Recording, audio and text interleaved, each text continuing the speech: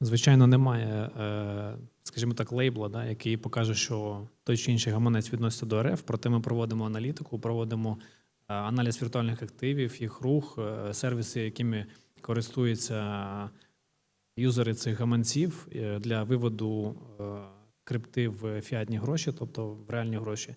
І відслідковуючи характер та поведінку цих транзакцій, ми можемо ідентифікувати, це російський гаманець чи ні.